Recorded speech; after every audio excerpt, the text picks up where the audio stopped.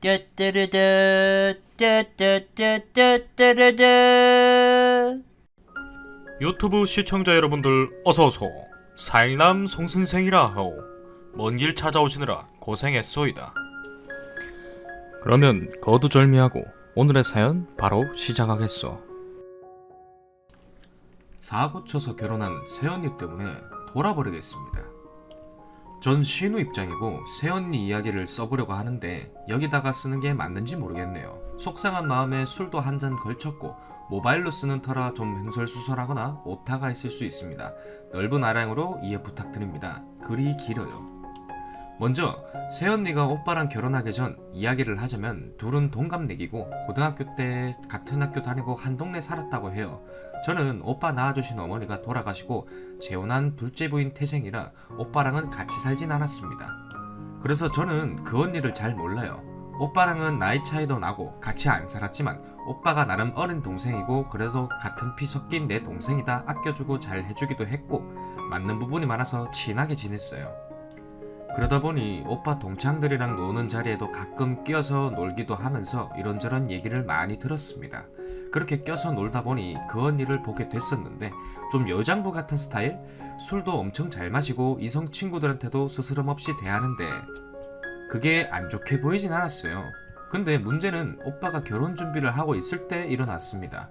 당시 오빠가 5살 차이 나는 참한 여자분과 상견례도 했고 결혼하면 작은 가게 하나 같이 운영하자면서 결혼 준비가 차차 진행되고 있었죠. 근데 이 욕정에 불탄 멍청한 오빠놈이 동창회 나갔다가 그 언니랑 사고를 쳤던 거예요. 시기 채 2달도 안 남았었습니다. 애기 총파 사진 가져와서 보여주는데 기가 차서 오빠한테 쌍욕을 퍼붓고 마구 때렸어요. 당장 지우라고 하라고. 땡땡 언니 결혼 예정이시던 예비 새언니는 어쩔 거냐면서 너 이 새끼 그런 놈인 줄 몰랐다고 언니 불쌍해서 어쩌냐고 펑펑 울었습니다. 근데 이 오빠 새끼는 이미 생긴 애 어떻게 지우냐고 땡땡이랑 파혼하고 이미 해놓은 준비 얘랑 식 올리면 된다고 헛소리를 하더라고요. 그렇게 땡땡 언니랑은 파혼하고 그 동갑내기 동창 언니랑 기어코 식을 올리더라고요. 저는 안 갔습니다. 땡땡 언니 만나서 잘못했다 내가 미안하다 무릎 꿇고 용서를 빌었는데 이미 파혼하면서 사정 다 전해 듣고 크게 충격받았는지 제 얼굴 보는 것도 힘들다고 해서 연락하지 말자는 말만 들었습니다. 한동안은 화나서 오빠 얼굴도 보기 싫다고 하고 찾아가지도 않고 연락도 다 무시했는데 이게 그래도 그간의 정이라는 게 있는지 계속 빌고 설명하고 하니까 꽤 오래 지나면서 무뎌지기도 하는 건지 풀리더라고요. 새언니도 안 좋게 봤던 사람도 아니었고 그래도 새 생명 책임진다고 결혼까지 한 거 잘 봐달라기에 알았다고 했습니다. 조카 태어났을 때 보러 갔었는데 너무 예쁘기도 했고요. 그러다가 좀 지나고 오빠가 위암이 재발을 했습니다.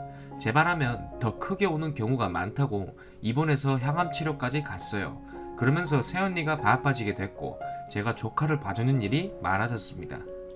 근데 보니까 새언니는 간병인만 붙여주고 일하느라 바쁘다는 핑계로 오빠 병문안은 단 한 번도 안 갔고 둘 다 일손을 놓고 있을 순 없으니 이해하려고 했는데 점점 저한테 짜증을 부리는 거예요.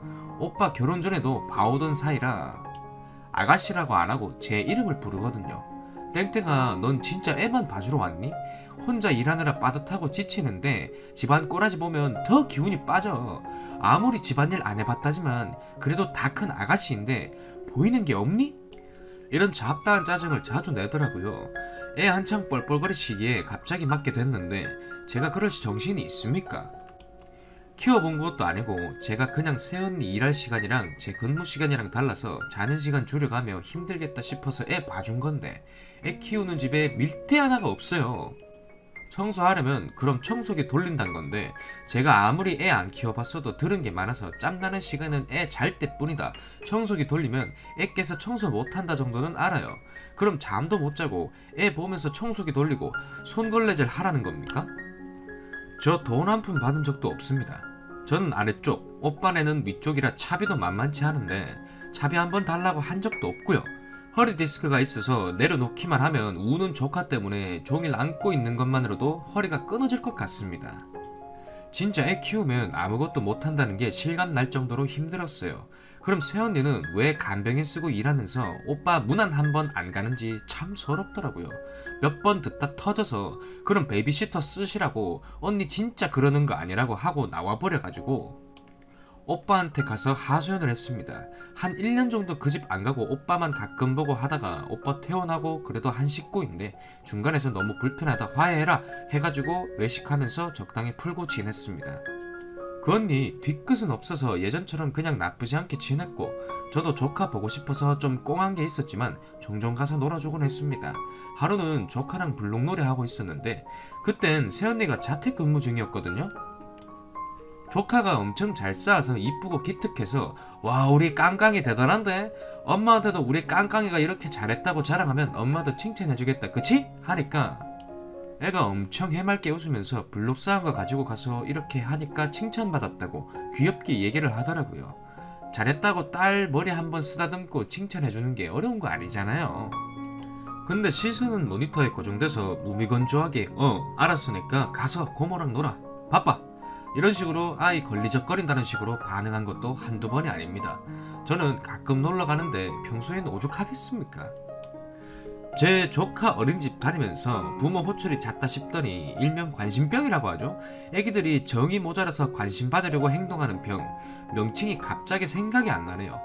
ADHD 뭐라고 하던데 그 판정까지 받았습니다. 평소 꼬라지가 눈에 훤히 보이는 결과죠. 거기다 엎친 데 덮친 경우로 오빠는 가게 운영하느라 새벽같이 나가서 밤늦게 들어오거든요. 어느 날 조카애가 이상한 소리를 내는 거예요. 끙끙 앓는 듯한? 몸을 베베 꼬면서 그러더라고요. 증상 중에 하나인가 싶어서 왜 그러냐고 물어보니까 엄마가 이따만큼 키 큰 아저씨랑 방에 들어갔는데 이런 소리가 났어 하면서 또 끙끙 하는 거예요. 맙소사 오빠가 이상하게 생각해서 추궁하고 알아보고 했더니 알고 보니까 애까지 있는 집에 불륜남까지 끌어들여서 그 짓까지 한 겁니다. 오빠도 더 이상 못 참겠었는지 이혼하자고 하더라고요. 중간에 둘째가 생겼는데 오빠가 자기 애인지 확신이 안 선답니다. 첫째까지 의심하고 있는 중이에요. 제가 그거 보라고 땡땡 언니 버리고 선택한 꼬라지가 겨우 이거냐고 잔소리했는데 하나도 안 들리는 것 같았어요. 양육권은 포기한다 하고 이때도 포기한다고 하면서 했던 말이 인생의 걸림돌들 니나 가져라 이딴 거였어요. 잘 해결되나 싶었는데 이제는 재산 분할로 골머리 썩게 합니다. 오빠가 암이 생길 정도로 악착같이 일하고 벌어서 집 가게 다 오빠 명의로 있고 차도 막 고급 외제차는 아니지만 세단 한 대 가지고 있어요. 모아놓은 돈도 조금 있는 것 같은데 저한테 얘기를 안 해서 몰랐거든요. 이건 다 결혼 전에 만들어 둔 거잖아요. 근데 그 언니는 술 마시고 노는 거 좋아해서 모아둔 돈도 없고 애를 혼수라고 가져온 사람이에요. 지금까지도 오빠가 사돈 집에서 그냥 살았습니다. 당연히 가전 가구 같은 것도 해온 거 없고요. 아버지는 해외에서 연 끊고 산지 오래돼서 시댁에 해드린 거 하나 없었고 저나 제 언니도 받은 거 하나도 없어요. 아 결혼 전에 마트 가서 귀걸이 하나 사준 거? 그리고 오빠가 연애를 막 해본 적이 없어서 여자 모른다고 자주 물어봐서 알고 있었던 건데 심심하면 본인 분수에 맞지도 않는 명품을 자주 졸라댔더라고요. 사진 보여주면서 갖고 싶다고 했다는데 오빠는 진짜 그게 뭔지 몰라서 이거 어디서 파냐고 여자들한테 물어보면 안다던데 하면서 물어본 적이 꽤 돼요. 본인 월급으로는 못 사니까 오빠한테 졸라댔겠죠. 언니 없을 때 장롱 슬쩍 봤는데 명품 가방이 10개 정도는 있는 것 같았습니다. 통장도 따로 쓰던데 오빠가 회계일을 오래 했어서 처음에 통장 관리 오빠가 한다고 했더니 이런 건 여자가 하는 거라면서 우겨서 오빠가 5천 정도 있는 통장을 맡겼는데 반년도 안 돼서 헐렁헐렁 날린 여자가 그 여자입니다. 그 후로 통장 따로 쓴다고 들었어요. 그 여자가 위자료를 물어주면 물어줬지 어디서 재산 분할 우는거리는지 기가 찹니다. 씨발려이네 이거. 아 그리고 둘째도 첫째랑 증상이 똑같아서 아직도 병원 다닙니다. 저는 보고 들은 거 적은 거라 더 있을 것 같은데 오빠는 이미 끝났는데 말해 뭐냐고 입을 안 열어요. 요새 계속 술만 달고 사는데 애들도 걱정되고 오빠도 걱정되네요. 큰애는 엄마 정이 없어서 그런지 이제 엄마랑 같이 안 살 거라 그래도 무덤덤합니다. 낮에 오빠한테 갔다 왔는데 속상해서 저도 늦은 시간까지 술 퍼마시고 있어요. 일도 손에 안 잡히고 참 진짜 사랑과 전쟁 소설 속에서나 볼 법한 일이 내 가족 일이 되어 있고 한숨만 나네요. 마무리를 어떻게 해야 할지 모르겠습니다. 저는 아직 결혼 전인데 벌써부터 무섭네요. 옆집 사람이 하늘나라 간 것 같아요. 지방 투룸 살고 있는 신혼인 주부예요. 다름이 아니라 저희 집의 5층 복도 끝집인데요. 계단에서 바로 올라오면 있는 코너에 원룸집이 있어요. 이번 달 초에 이사를 오셨나 본데 이 동네가 공장 단지고 혼자들 많이 사셔서 원룸 투룸에서 개나 고양이를 많이 키우시니까 가끔 저희 건물에도 대변 패드 밖에 내놓으시면 찌린내나 오물 냄새 많이 맡아봤는데요. 이건 뭐 음식물 썩은 냄새도 아니고 쾌쾌한 냄새도 아니고 오물 냄새도 아닌 여러가지 복합적인 썩은 내가 나더라고요. 이웃집에 개를 한 마리 키우는데요. 근래에 계속 지나가기만 해도 사납게 짖길래 그러려니 하다가 어제는 조용하길래 신랑이랑 들어오면서 요 며칠 조용하다는 얘기를 시작으로 그동안 느꼈던 걸 얘기를 했습니다. 한 2주 전부터 집 문 열고 1층까지 내려가면서 복도랑 계단에서 형용할 수 없는 냄새가, 집주인이 멀리 사셔서 건물 관리하는 주택 관리가 더 빨라요. 포스트잇이라도 붙여서 걱정돼서 그러는 거니 아무 일 없으신가면 그냥 포스트잇만 떼어내 달라 해볼까 고민해봤는데 그렇게 생각하다 말았습니다. 좀 전에 1층에 내려가서 일단 전기 사용량이랑 도시가스 사용량이랑 찍어놨거든요. 주말 동안 변화가 거의 없으면 진짜 무슨 조치를 취해보려고요. 괜한 오지랖인가 싶다가도 방치하는 건 아니다 싶어서요. 사실 직접 찾아가서 물어볼 수도 있었는데 예전에 제가 저지른 행위가 있어서 물어보기가 좀 그렇습니다. 여기에 살면서 냄새가 하도 많이 나길래 추적을 해봤는데 그 집이더라고요. 그래서 직접 찾아가서 얘기를 하기엔 상대방이 기분 나빠할 것 같기도 하고 해서 그냥 포스트잇으로 메모를 남기려고 정했습니다. 최근 복도에서 나는 냄새를 추적해보니 이쪽이었어요. 선생님께서 기분 나쁘게 들으실 수도 있지만 참기 힘든 냄새가 선생님 집 쪽에서 시작되는 것 같은데 아니라면 정말 죄송합니다. 맞다면 냄새가 안 나게끔 부탁드려요. 어떤 냄새인지는 모르겠습니다만 제가 비위가 안 좋아서 죄송합니다. 이렇게 붙여놓고 집으로 왔습니다. 붙이고 돌아왔을 때 생각해 봤는데 좀 싸가지가 없어 보였나 싶기도 했지만 저의 어휘력으로는 최대한 친절하게 말씀드린 거라서 기분 나쁘셨다면 죄송합니다. 그러고는 며칠 정도는 냄새가 희미해졌더라고요. 그래서 참을 정도는 되길래 이웃분에게 다시 한번 포스트잇으로 신경 써주셔서 너무 감사하다고 말씀드렸습니다. 집에 냄새를 잡는 식물 하나를 드렸어요. 절대로 먹이는 게 아닙니다. 감사해서 드리는 거예요. 공기 정화도 해주고 집에 돈도 많이 들어오게 해주는 금천수로 드렸습니다. 그렇게 한 일주일 정도 지났는데 다시 냄새가 심해지더라고요. 알고 보니 그 냄새가 해결이 되고 있는 중이 아니라 제가 그 냄새에 적응을 한 거더라고요. 그러는 도중 냄새가 심해졌던 거고요. 이걸 평화로운 방법으로 어떻게 다시 해결을 할까? 제가 들였던 식물도 방치해 두셨던데 순간 무서운 생각이 들었습니다. 며칠 동안 행거나 수납장 집안살림들을 쿠팡이나 택배로 받은 걸 몇 번 봤어요. 근데 한 2주 전부터 TV 다이 하나가 집에 안 들여놓고 계속 집 밖에 두시더라고요. 부피가 커서 나중에 정리되면 들이실 건가 했죠. 처음에 일주일 정도는 그 생각하다가 일주일 지나고 하루 이틀 지날 때마다 느낌이 너무 이상하더라고요. 그전엔 택배랑 물건 들어오면 바로 정리하고 그랬는데 저 마지막으로 온 TV 다이만 지금 2주 넘게 방치되고 있습니다. 가구 송장을 보니 배송지 출력이 12월 5일이더라고요. 하도 방송에서 신문에서 혼자 된 노인이 방치되다 돌아가시고 집에 혼자 죽어도 방치되는 그런 걸 많이 봐서 내가 예민하게 생각하고 있나 싶다가도요. 아니겠지 설마 하는 얘기를 어젯밤에 하고 오늘 낮에 제가 도저히 안 되겠어서 낮에 슬그머니 그 집 앞에 가서 택배 와 있는 송장 찍어서 집에 다시 들어오는 동안에도 걔가 안 찍더라고요. 가구는 직접 배송이라 송장 번호 택배 회사도 알 수가 없습니다. 어느 회사라는 것만 알아냈어요. 주말 지나고도 집 밖에 있더라고요. 그래서 업체랑 통화해 보려고요. 오늘 저녁에 신랑 보고 가서 벨 눌러봐라 하고 보내니까 응답이 없길래 신랑이 집에 계시냐고 똑똑 여러 번 할 동안 개가 짖더라고요. 처음엔 집 안쪽에서 짖더니 나중엔 문 앞에까지 와서 짖더라고요. 그 뒤로 신랑이 집에 들어와 있는데도 한참을 짖습니다. 만약에 저 집주인분이 자율배식으로 사료를 많이 두셨더라도 길면 일주일 버티고 그 뒤로 굶었다 하면 일주일 더 버틸 수 있기도 하나요? 여러가지 생각을 해봤는데요. 주택관리에 전화를 해서 한번 연락해보라 해야 하나, 남의 사생활이니까 어떤 간섭하기가 쉽지가 않네요. 주말이라 가구업체도 주택관리도 안 되니까 저는 시간이 지나면 지날수록 무섭기도 하고 그렇습니다. 제가 너무 예민하게 생각하고 있는 걸까요? 아니면 어떻게 해야 하는지 조언 좀 부탁드립니다. 추가입니다.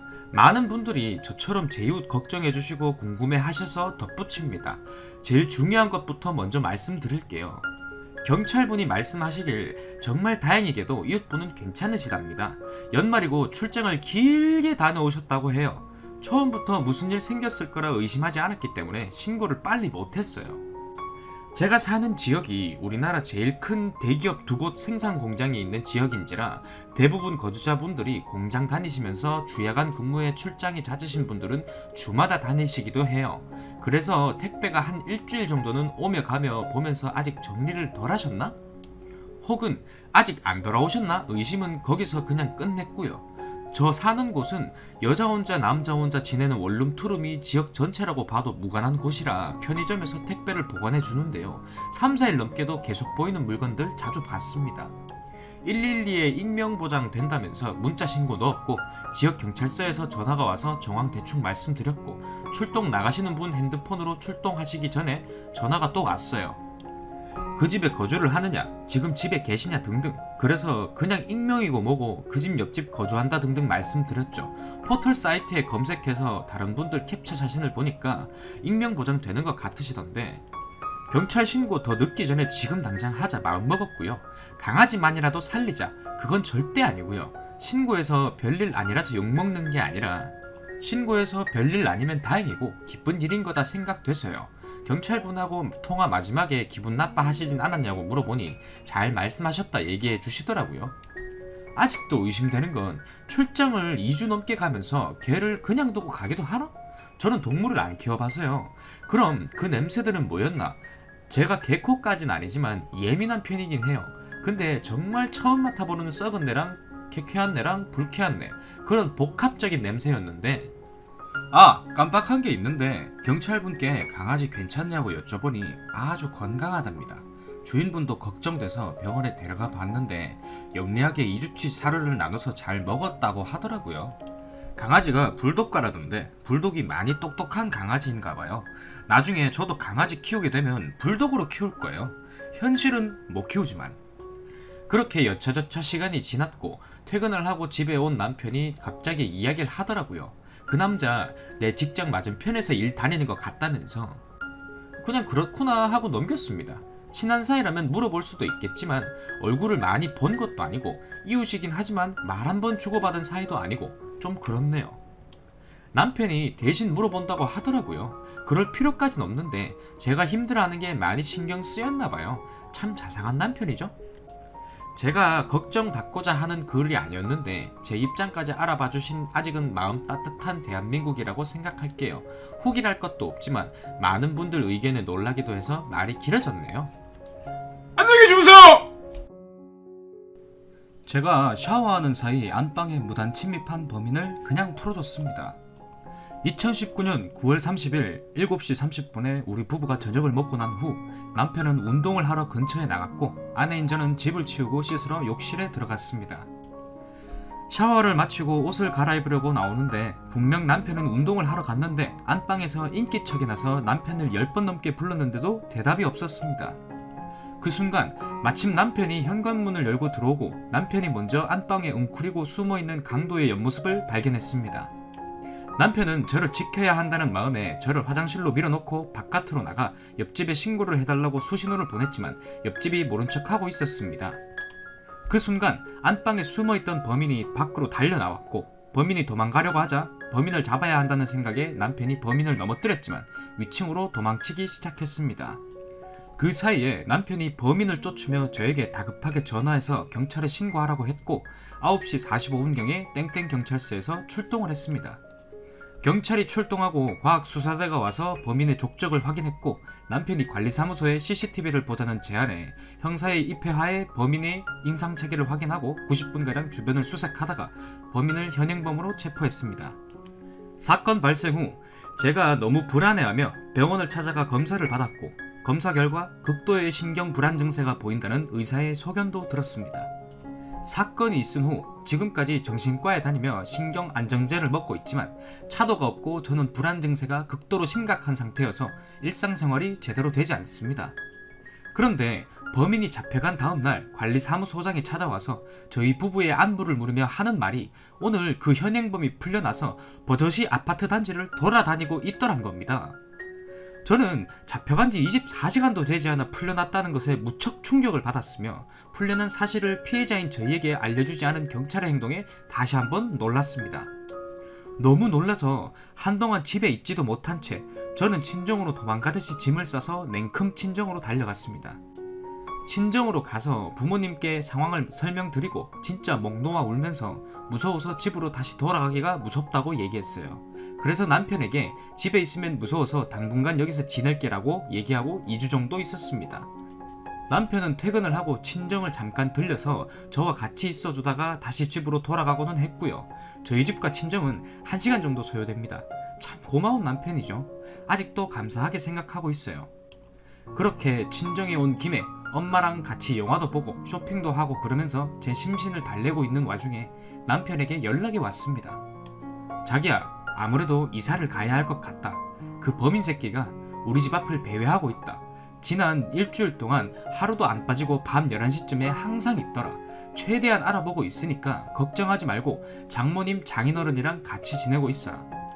그렇게 저를 안심시키려는 남편의 말에 오히려 겁이 더 났습니다. 불길한 예감은 언제나 찾아오는 걸까요? 남편과 전화를 하고 난 후에 이틀이 지났습니다. 저희 집 현관문 옆에 계단이 있는데 그 계단 사이에 장 볼 때 쓰는 구루마를 놔뒀었습니다. 마침 저랑 남편이 통화를 하면서 필요한 식재료를 알려주고 남편이 장을 볼 준비를 마치고 구루마를 가지러 나간 순간 그 범인 새끼가 저희 집 현관문 뒤에 숨어 있다가 집 안으로 들어갔나 봐요. 남편은 그걸 모르고 구루마를 끌고 장을 보러 나갔습니다. 구루마가 있는 위치 쪽에 가게 되면 저희 현관이랑 거리가 좀 있습니다. 그러고 남편과 저는 통화를 하면서 장 볼 것들을 다 보고 난 후에 집으로 다시 돌아왔습니다. 집으로 들어와서 장을 봤던 짐들을 부엌 식탁에 내려놓고 남편은 맥주 한 캔을 까며 TV를 보고 있었답니다.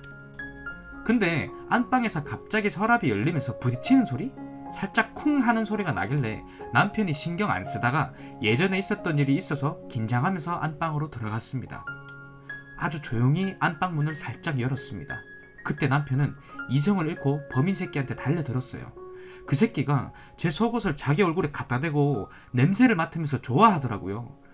지금 생각해도 진짜. 남편은 방 옆에 있던 효자손으로 그 범인을 마구 내려쳤습니다. 정하던 범인은 집 밖으로 도망가려고 했어요. 남편이 다리를 붙잡고 끌고 와서 마구 때렸습니다. 맷집이 얼마나 좋은지 그걸 뿌리치고 도망가더라고요. 그렇게 경찰에게 다시 신고를 해서 다시 잡혀 들어갔어요. 남편이 저에게 연락을 했고 저는 가슴이 철렁 내려앉았습니다. 그러고는 다시 경찰서로 달려갔죠.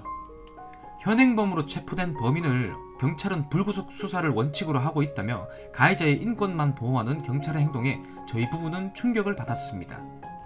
더욱 충격적인 건 현행범이 조사를 받으면서 형사 앞에서 울면서 자신은 뇌병변, 파킨슨병, 지체장애 3급이라는 걸 호소하며 제가 오랫동안 자기를 째려보고 다녔고 자신이 옷을 갈아입을 때마다 훔쳐봐서 그걸 따지려고 저희 집으로 왔다는 겁니다.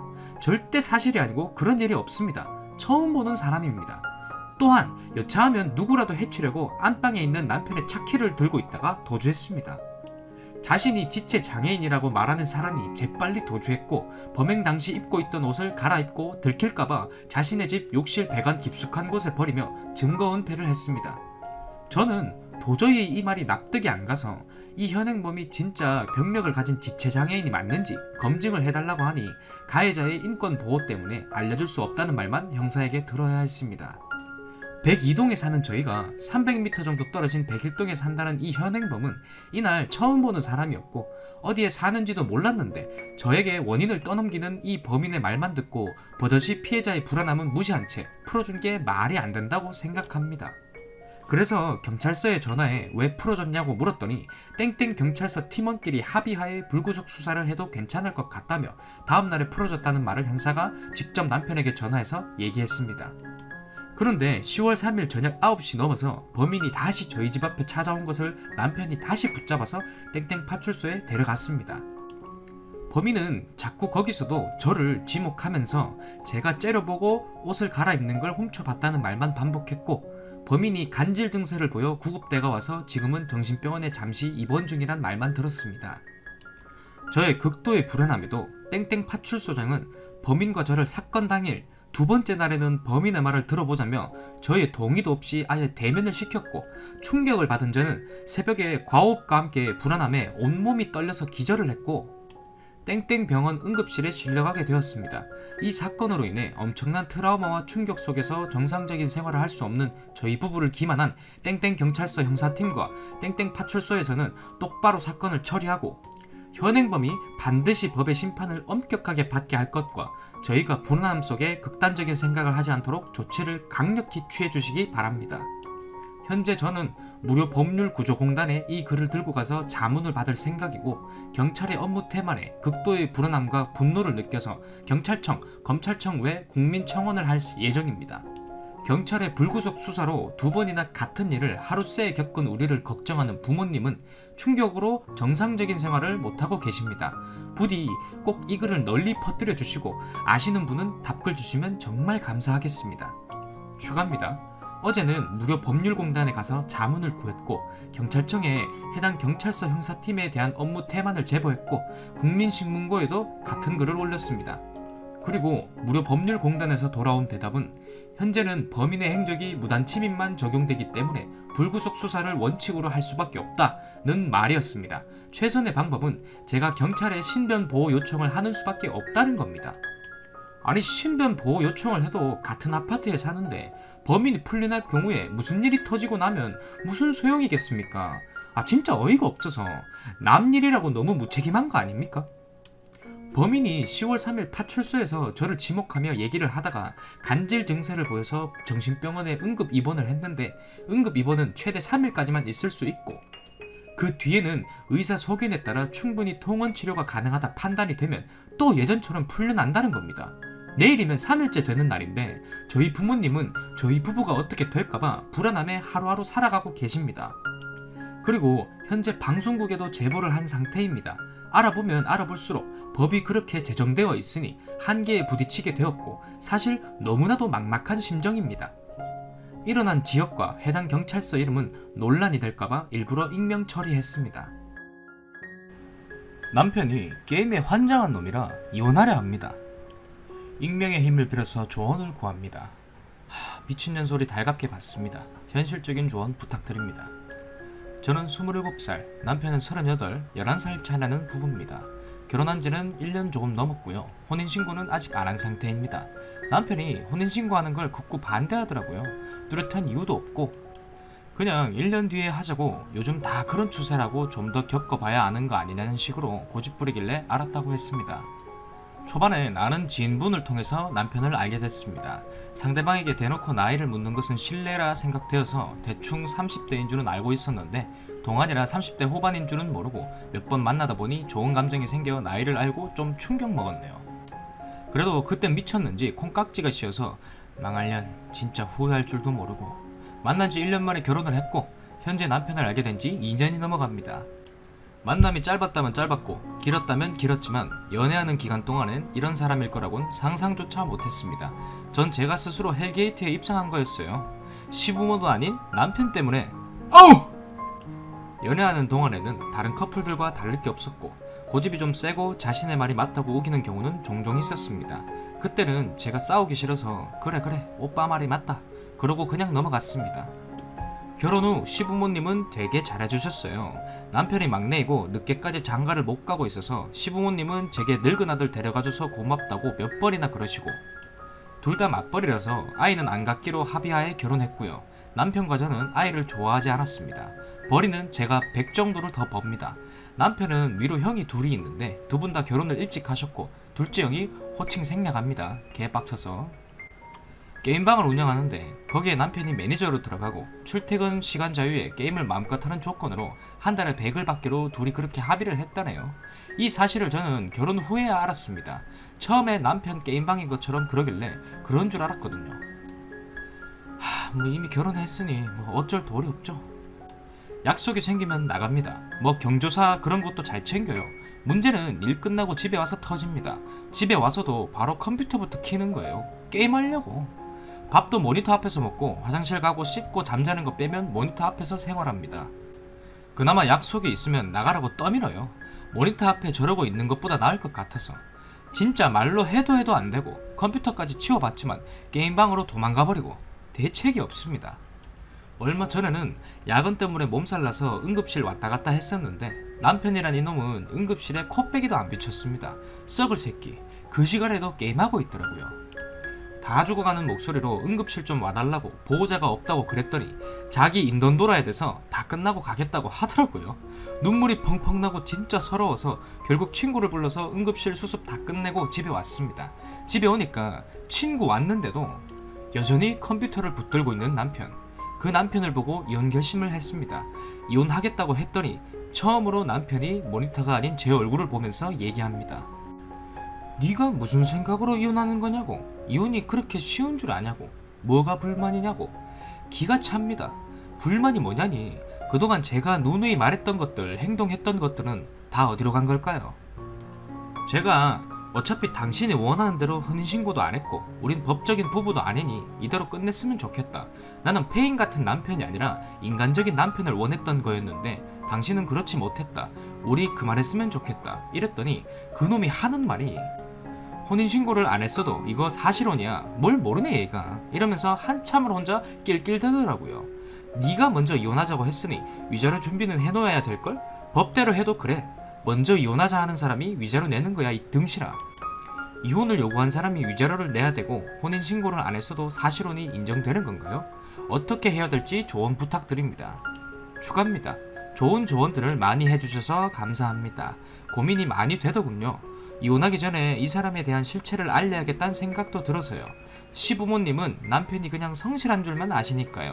돈도 다 벌어다 주시는 줄 알고요. 당신들이 알고 계시던 집도 남편이 절반 낸 줄 아는데요. 그거 원래 제가 살던 집입니다. 방 2개짜리 투룸이라고 하죠. 원룸보다 조금 큰 자취하던 방이었습니다. 전세로 지금 살고 있는 거고요. 싹 다 제 돈입니다.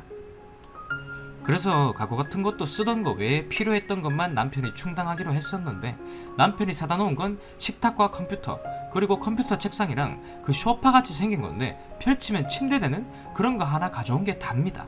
모아둔 돈이 없다고 살면서 필요한 건 차차 사자고 했었고요. 저 역시 자취방에 어지간한 건 다 있었기 때문에 그러라고 했죠. 지금 생각하면 진짜 왜 그랬는지 이해할 수가 없네요. 저도. 저의 실생활은 제 수입으로 공과금 내고 적금과 생활비, 식비 등 하고요. 남편 수입은 남편 핸드폰비 내고 나머진 어디에다 쓰는지 모르겠는데 저축은 따로 안 하는 것 같습니다. 결혼 초기에는 서로 내역 공개해서 같이 돈 모으자 했었는데 남편이 거절했거든요. 그냥 각자 관리하자면서. 서두가 길었네요. 후기라고 할 것까진 없지만 그래도 현재 상황을 알려드리는 게 댓글로 조언 남겨주신 분들에 대한 감사함과 예의라고 생각해서 남겨봅니다. 일단 글 올리고 난 다음날에 회사에 가서 월차를 썼어요. 그리고 바로 응급실 왔던 친구에게 도움을 요청했습니다. 친구도 끝까지 도와준다고 해서 얼마나 다행이었는지 몰라요. 남편이 게임에 몰두하고 핸드폰 하는 척 하면서 TV 켜놓고 동영상 같이 찍었고요. 남편 몰래 휴대폰 내역서, 카드 내역서를 우편으로 받더라고요. 다행히도. 찾아서 복사도 해뒀고요. 게을러 터져가지고 이것저것 다 섞어놓고 겹겹이 쟁여놔서 찾는데 시간이 좀 걸렸지만 내역서 확인해보니 소액 결제로 게임회사 이름과 카드 내역서에도 게임비 결제 부분 댓글로 조언해주신 분들 말대로 다 있더라고요. 보면서도 소름이 돋았습니다. 일을 안 나가니까 이상했던지 남편이 중간중간 물어보기는 했으나 몸이 안 좋아서 쉰다고 핑계댔더니 곧잘 수긍합니다. 응급실 갔다 왔으니 그럴만도 하겠다 생각했나봐요. 그리고 어제 남편 출근했을 때 시부모님을 모셔왔습니다. 그리 먼 곳에 살지 않으시고 큰형 빼고 둘째 형 그리고 남편 시부모님 모두 같은 지역에 살아요. 차로 10분 거리 정도? 많은 얘기가 될 것 같아서 일단 음식 좀 해서 식사부터 하시게 하고 차 한잔 마시면서 얘기를 꺼냈습니다. 처음부터 끝까지 제 등본과 집 계약서 보여드리면서 이 집 제 이름으로 되어 있고 남편은 하나도 보탠 게 없다. 혼인신고도 안 했었고 남편이 원해서 그리고 촬영된 동영상이랑 내역서들 보여드리면서 이렇게 남편이 산다고 말씀드렸어요. 응급실 가서 보호자 없이 아파서 서러웠고 남편 같지 못해서 더 아팠었노라고 처음엔 덤덤하게 말씀드리다가 나중엔 눈물이 터졌습니다. 시부모님께 말씀드리기 전에 저희 부모님께 전화로 말씀드렸어요. 지방에 사시기 때문에 거리가 너무 멀어서 매셔오긴 힘들고 일을 하시다 보니 전화로만 말씀드려야 했습니다. 저희 부모님은 못난 딸 때문에 한참을 우시더라고요. 죄송해요. 주말에 올라오시겠다고 하시곤 마음 단단하게 먹으라고. 계속 우셔서 대화도 다 못 끝냈어요. 시부모님 당연히 충격 받으셨죠. 이쁘게만 봐왔던 막내가 이런 아들일 줄은 꿈에도 모르셨다고 역시나 우시더라고요. 둘째 형은 그냥 무덤덤 하시더라고요. 마치 처음부터 다 알고 계셨다는 듯이. 그게 더 화가 나더라고요. 다 알면서도 옳게 바로잡아주지 않으신 거니까 이혼하겠다고 했습니다. 어차피 혼인신고도 안 되어 있으니 이혼이라고 할 것도 없겠지만 더 이상 이렇게는 못 살겠다고, 저도 사람 대접 받으면서 집에 오면 따뜻하게 대화 나눌 그런 사람이 필요하다고, 게임하고만 소통하는 저런 사람 필요 없으니 어머니 다시 데려가시라고, 오신 김에 남편이 해가지고 온 살림 다 챙겨 드릴 테니 다시 가져가세요 하고 차에 남편 컴퓨터랑 그 소파 겸 침대 챙겨 넣어드리고 식탁은 택배 붙여드릴게요 했습니다. 그리고 둘째 형에게 바로 쏴붙였습니다. 남편이 그렇게 된 건 어느 정도 아주버님이 방관한 탓도 있는 거라고요. 나이가 먹도록 변변한 직장을 찾게 도움을 주거나 조언해주지 못할 망정 한 달에 100만 원으로 게임만 하도록 협조한 죄도 있는 거라고 말했더니 역시나 묵묵무답이십니다. 그리고 어디론가 막 카톡 하시는 듯 하더니 곧바로 남편이 집으로 달려왔습니다. 때리듯이 막 성질을 내길래 나 때리면 폭행죄도 추가하겠다고 저도 같이 화를 냈어요. 남편이 저더러 미친년이라고, 네가 뭔데 엄마 아버지 오라가라 하냐고 건방지게, 너 사생활 침해라고, 자기 동의 없이 이런 거 복사하고 동영상 촬영했으니 고소할 거라고 고래고래 소리 지릅니다. 고소하라고 했습니다. 그리고 댓글에서 말씀해 주신 대로 위자료는 내가 아니라 너가 내야 된다고 뭘 제대로 알고나 말하라고 소리 질러줬습니다. 화가 나서 너라고 막말했네요. 이 결혼의 파탄의 원인은 너에게 있는 거고 나는 증거도 가지고 있다. 너 게임할 때 접속한 기록들도 다 있다. 없었는데 있다고 거짓말했습니다. 고소하면 넌 뭘로 나를 고소할 거냐? 몰래 촬영했다고? 아니면 뭐 네 거 복사해뒀다고? 그러면 너도 잘못이 있는 거다 분명히. 보면 네가 다 원인 제공한 부분이다. 게임에 미쳐서 저렇게만 살지 않았더라도 내가 이렇게까지 했겠느냐? 네가 말한 대로 고소했다 치자. 너 게임방이라도 네 거라고 하지 않았냐? 근데 알고 보니 알바네? 그것도 사기다? 그럼 넌 사기죄도 추가. 더군다나 네가 결혼 후에 집에 일조한 게 뭐가 있었냐? 식탁이랑 컴퓨터랑 접히는 소파 하나 가져온 거? 다 가져가라고 내가 곱게 싸두었다. 네가 생활비를 냈니? 공과금 한 번을 내봤니? 그렇다고 집안일을 하나 거둔 적이 없어. 넌 항상 컴퓨터 앞에서 시작해서 거기서 끝나지 않았나? 결혼 후 재산 기여도 없으니 위자료 청구는 개뿔. 넌 재산 분할 따위도 없는 거다. 너무 화가 나서 속사포랩으로 대충 저렇게 말한 것 같아요. 정확히는 기억이 안 나지만요. 시부모님 있는 데서 저래버렸으니. 아휴. 남편은 처음엔 화내서 막 열내다가 제가 저렇게 화나는 거 처음 봐서 그런지 중간부터는 벙쪄 있더라고요. 뭐 제 말에 대꾸도 못했어요. 어버버 하다가 시부모님한테 등장 한 대 맞고 고개 푹 숙이고 구석에 털썩 앉아 있더라고요. 둘째 형이 처음으로 던진 말이 아 성격이 있으셨네. 그동안 어떻게 참으셨대? 어머니 일단 집으로 가십시다. 그리고 땡땡 너도 어머니 따라 집에 가 있어 등신 같은 새끼. 이러더라고요.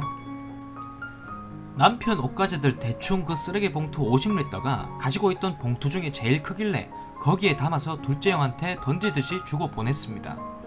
남편을 그렇게 쫓아보냈습니다. 알아보니 사실혼일 경우 공동으로 지출한 내역이 있으면 인정 가능하고 이혼할 경우에는 소송이나 재판을 통해서 가능하다고 하더라고요. 근데 공동으로 지출한 내역이 없어서 이게 좀 걸립니다. 일단 마음 좀 진정되고 주말에 부모님 오시면 같이 알아보려고 합니다. 얼마를 지출하든 간에 이 관계를 깨끗이 정리할 수만 있다면 소송까지도 생각하고 있고요. 못난 딸 때문에 마음고생하고 계실 부모님께 죄송스럽습니다. 남편은 어제 그렇게 가고 난 후 잠잠하다가 오늘 전화가 한 통 왔길래 받았더니 미안하다고 게임 끊겠다고 한 번만 용서해주면 안 되겠냐고 합니다. 혼인신고 당장 하러 가자면서. 미친 새끼 아이가. 원한다면 집에 컴퓨터도 안 들여놓고 게임 안 하고 나와 집안일에 충실하겠다고 합니다. 제가 거부하니까 이번엔 시부모님이 전화해서 계속 아가 네가 좀 참으면 안 되겠니? 용서하면 안 되겠니? 하십니다. 단호히 거절 중입니다만 돌아가면서 전화하니까 짜증이 막 납니다. 머리가 텅 빈 것 같고 어디서부터 손을 대야 할지 막막하지만 하나씩 차근차근 해야겠죠. 읽어주셔서 감사합니다. 이런 못난 글에도 많은 조언해주셔서 감사. 오늘의 사연은 여기까지요. 재미있게 봤다면 구독, 좋아요, 알림 설정, 댓글까지.